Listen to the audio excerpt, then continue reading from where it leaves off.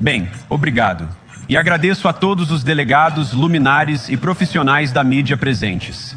E agradeço especialmente ao anfitrião da Conferência de Segurança de Munique por conseguir realizar um evento tão incrível. Estamos, claro, entusiasmados por estar aqui. Estamos felizes por estar aqui. E você sabe, uma das coisas que eu queria discutir hoje claro, são nossos valores compartilhados. E você sabe, é ótimo estar de volta à Alemanha, como você ouviu anteriormente. Eu estive aqui no ano passado como senador dos Estados Unidos. Vi o secretário de Relações Exteriores, David Lammy, e brinquei que ambos no ano passado tínhamos empregos diferentes dos que temos agora. Mas agora é hora de todos os nossos países, de todos aqueles que foram afortunados o suficiente para receber poder político de nossos respectivos povos, usá-lo sabiamente para melhorar suas vidas. E quero dizer que, você sabe, tive a sorte de passar algum tempo fora das paredes desta conferência nas últimas 24 horas e fiquei muito impressionado com a hospitalidade das pessoas, mesmo, é claro, enquanto elas se recuperam do horrível ataque de ontem. E a primeira vez que estive em Munique foi com minha esposa, na verdade, que está aqui comigo hoje, em uma viagem pessoal. E sempre amei a cidade de Munique e sempre amei seu povo. E só quero dizer que estamos muito comovidos. E nossos pensamentos e orações estão com Munique e todos os afetados pelo mal infligido a esta bela comunidade. Estamos pensando em vocês, estamos rezando por vocês e certamente estaremos torcendo por vocês nos dias e semanas que virão.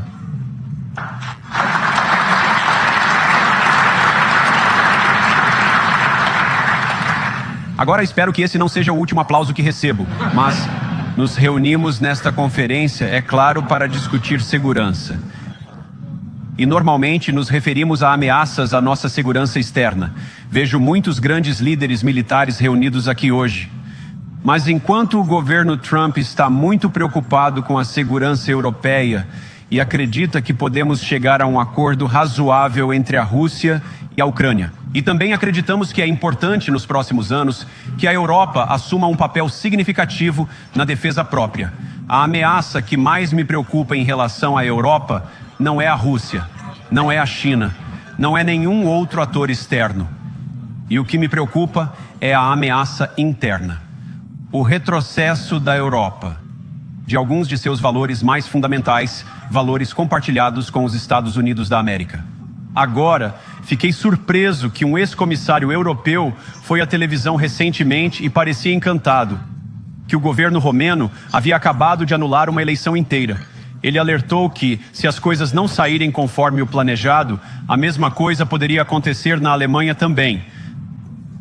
Agora, essas declarações despreocupadas são chocantes para os ouvidos americanos. Por anos nos disseram que tudo o que financiamos e apoiamos é em nome dos nossos valores democráticos compartilhados. Tudo, desde nossa política em relação à Ucrânia até a censura digital, é apresentado como uma defesa da democracia. Mas quando vemos tribunais europeus cancelando eleições e altos funcionários ameaçando cancelar outras, devemos nos perguntar se estamos nos mantendo a um padrão suficientemente alto. E eu digo nós mesmos porque acredito fundamentalmente que estamos no mesmo time. Devemos fazer mais do que falar sobre valores democráticos. Devemos vivê-los. Agora, na memória viva de muitos de vocês nesta sala, a Guerra Fria posicionou defensores da democracia contra a ameaça de guerra. Eles enfrentaram forças muito mais tirânicas neste continente. E considere o lado nessa luta que censurou dissidentes, que fechou igrejas, que cancelou eleições. Eram eles os mocinhos? Certamente não. E graças a Deus eles perderam a Guerra Fria. Eles perderam porque não valorizavam nem respeitavam todas as bênçãos extraordinárias da liberdade. A liberdade de surpreender, de cometer erros, de inventar, de construir. Acontece que você não pode impor inovação ou criatividade, assim como não pode forçar as pessoas a pensar, sentir ou acreditar em algo. E acreditamos que essas coisas estão certamente conectadas. E infelizmente, quando olho para a Europa hoje, às vezes não está tão claro o que aconteceu com alguns dos vencedores da Guerra Fria. Olho para Bruxelas, onde comissários da União Europeia alertam os cidadãos de que pretendem fechar as redes sociais durante períodos de agitação civil.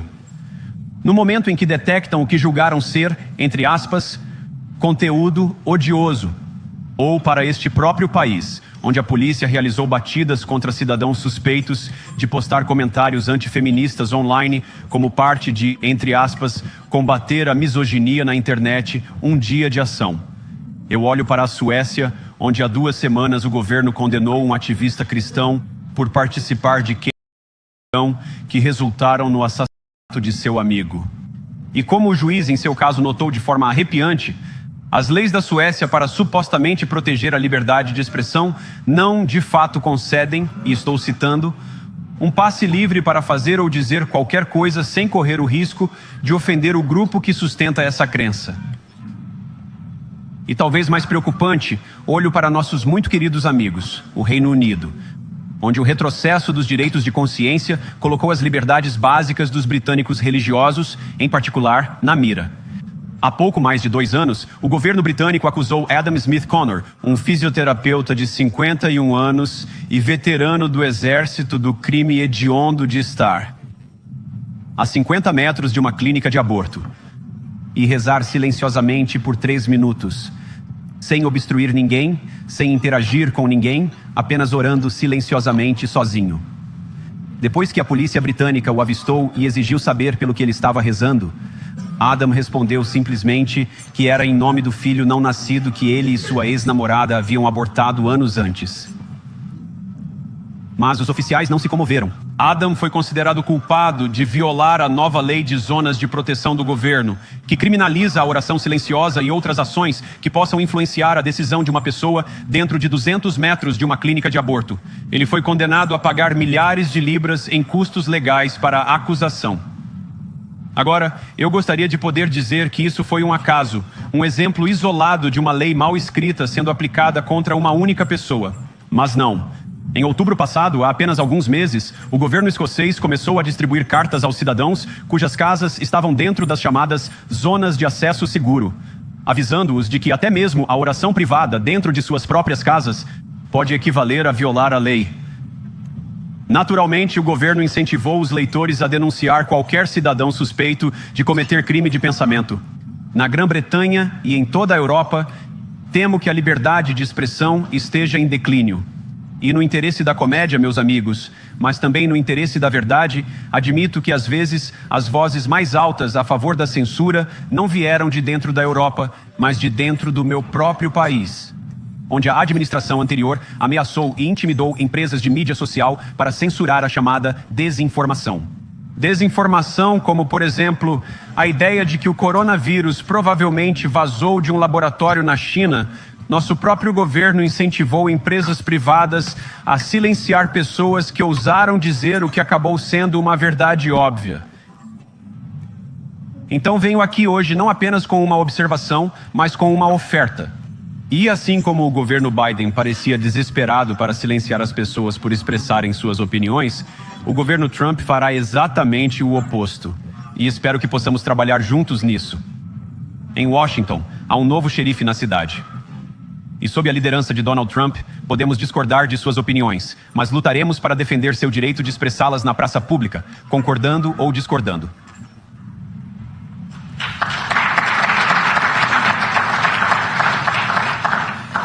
Agora, chegamos ao ponto, é claro, de que a situação ficou tão ruim que neste dezembro, a Romênia simplesmente cancelou os resultados de uma eleição presidencial com base em suspeitas frágeis de uma agência de inteligência e enorme pressão de seus vizinhos continentais. Agora, pelo que entendi, o argumento era que a desinformação russa havia infectado as eleições romenas.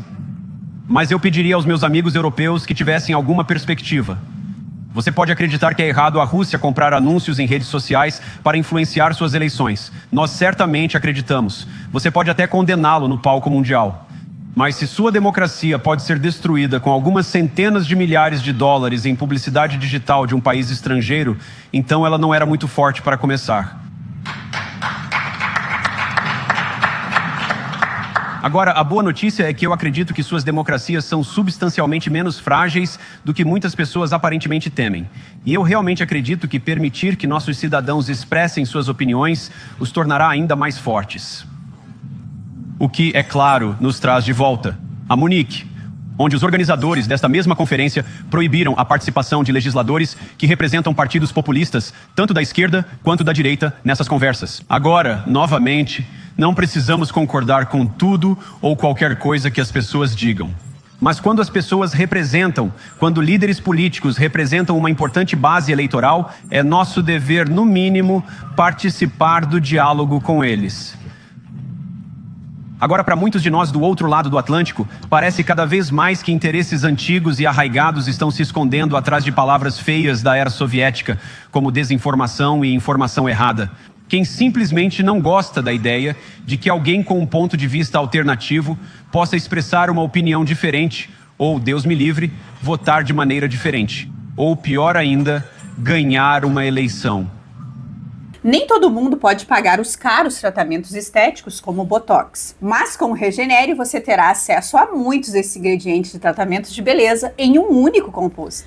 A forma de aplicação é sublingual, o que acelera a absorção pelo nosso corpo. Com uma aplicação de 12 gotas por dia, você terá acesso a vitamina K2, transresveratrol, ácido hialurônico, verisol e retinol, o que vai te proporcionar uma excelente hidratação e vai ajudar a clarear as manchas da sua pele, além de devolver a firmeza e elasticidade da sua pele, combatendo sinais de expressão e o bigodinho chinês. O Regenere é um suplemento natural aprovado pela RDC 240 da Anvisa. Tem frete grátis e pode ser pago com cartão, boleto ou Pix. O link para a compra está no primeiro comentário. Agora, esta é uma conferência de segurança. E tenho certeza de que todos vocês vieram aqui preparados para discutir exatamente como pretendem aumentar os gastos com defesa nos próximos anos, de acordo com algum novo objetivo. E isso é ótimo.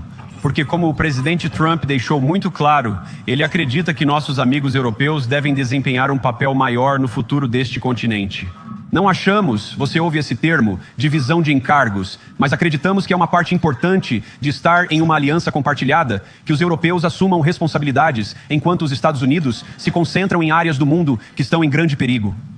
Mas deixe-me também perguntar-lhe, como você começará a pensar sobre os tipos de questões orçamentárias se não sabemos o que estamos defendendo em primeiro lugar? Já ouvi muito em minhas conversas e tive muitas ótimas conversas com muitas pessoas reunidas aqui nesta sala. Ouvi muito sobre do que vocês precisam se defender e claro que isso é importante. Mas o que me pareceu um pouco menos claro, e certamente acho que para muitos dos cidadãos da Europa, é o que exatamente vocês estão se defendendo.